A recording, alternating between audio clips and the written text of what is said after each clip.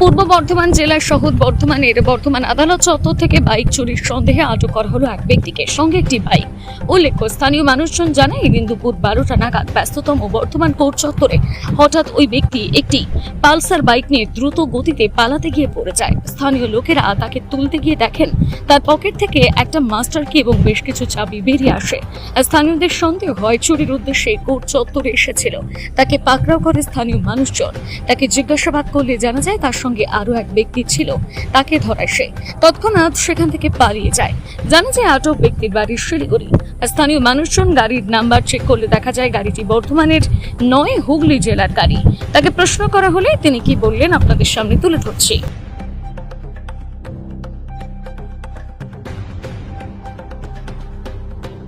আমার শেষ তার সামনে দিয়ে দুজন একটা মোটর বাইক চুরি করে নিয়ে পালিয়ে যাচ্ছিল।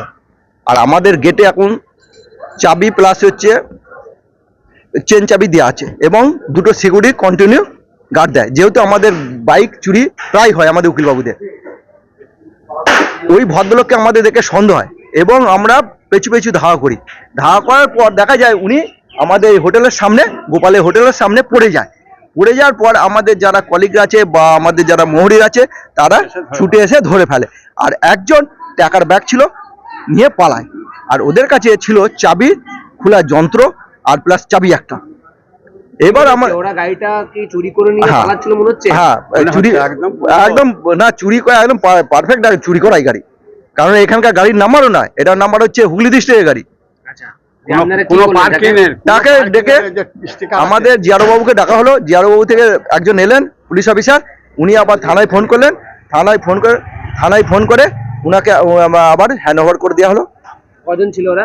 ওরা দুজন ছিল। নাম ঠিকানা কিছু জানা গেছে? না, নাম ঠিকানা জানা যায় কিছু বলেনি? না। আপনার নাম? আমার নাম অ্যাডভোকেট হিলুলাল দাস, বর্ধমান জজ কোর্টে। পুলিশ কি বলছে?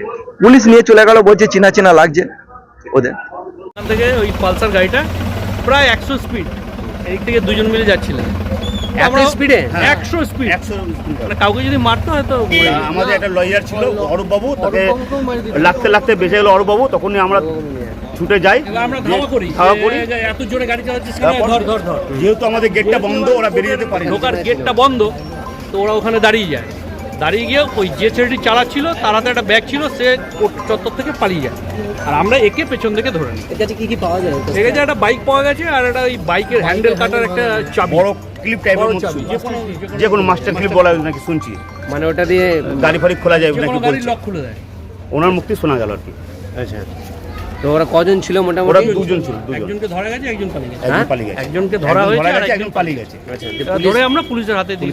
পুলিশ এসছে, অরূপবাবু ফোন করেছিলেন আইসিকে, আইসির কথা মতো পুলিশ এসছে, ওনার মতো নিয়ে গেছে। কিছু নাম কিছু বলতে পেরেছে? না, শিলিগুড়ি বাড়ি যেটুকু বলেছে, নাম ফাম কিছু বলেনি।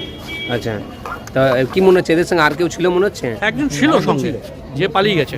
আচ্ছা, আর একে আমাদের লক লার্করা সবাই মিলে ধরে নিয়েছিলাম। কি বলছে এরা?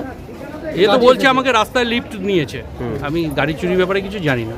এবার আসল ছেলে তো পালিয়ে গেছে, এ বলছে আমি কাজের জন্য এসেছি। এবার একে ইন্টারোগেশন করলে থানা, তাহলে জানা যাবে। ঠিক আছে।